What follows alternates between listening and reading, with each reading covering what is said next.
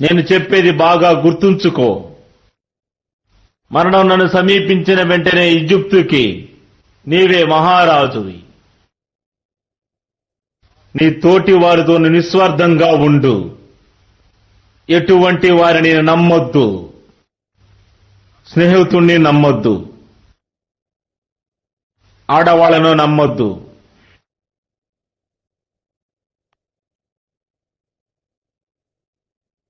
దానివల్ల నేను బాధింపబడ్డాను. ఈ రోజు వరకు నేను మోసపోయాను. మహారాజా,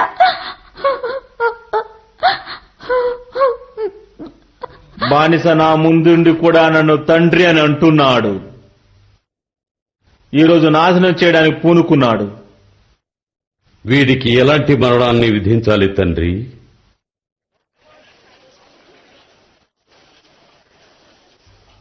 నాకు తెలియదు. నిర్ణయం నువ్వే తీసుకో.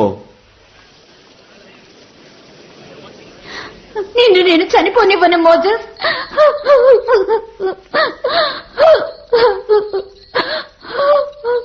బానిస కాళ్ల మీద పడేది ఎగిప్తు యొక్క తరువాత యువరాణి కాలేదు.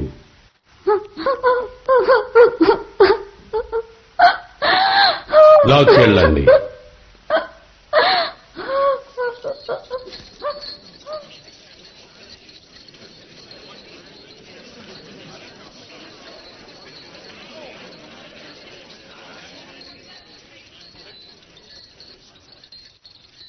ఇక మీదట మోజెస్ అనే పేరు ఎవరి నోటి వెంట ఉచ్చరించకూడదు.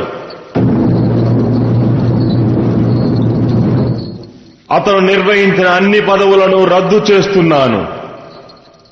ఈ రోజు నుంచి అతడు ఎగిప్తు పౌరుడు కానే కాడు.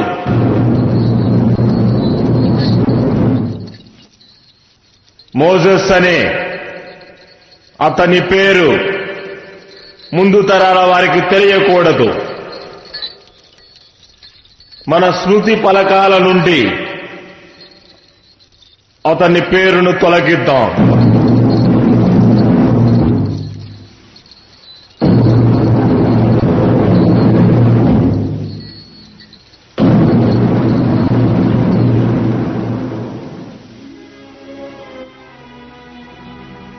చూశావా,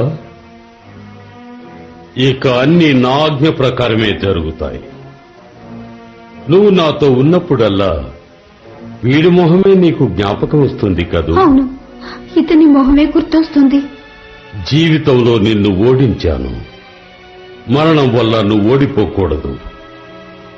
ఎడారిలోకి వెళితే మరణం వేటాడుతుంది. దాహం దాహం అని ప్రాణాలు పోతాయి. జరిగిపోయిన సంఘటనలు నీ మనసును బాధిస్తాయి. బానిసవైన నువ్వు వీటన్నిటినీ అనుభవిస్తావు. ప్రాణాలతోనే ఉండు. ప్రాణాలతో వదిలేస్తా. ప్రాణం తీసి నీ సంతాపాన్ని కూడా వీడికివ్వను. నీకు నాకు మధ్య ఎలాంటి జ్ఞాపకాలు కూడా రాకూడదు. అవును ప్రియా, వీణ్ణి బ్రతకనిస్తాను. ఒంటరితనం అదే నీకు మరణం. వీడు వెళ్ళొచ్చు కానీ తిరిగి రాలేడు. నీకు కూడా తెలియదు వీడు బ్రతికాడా లేక చనిపోయాడా అనే విషయం కూడా.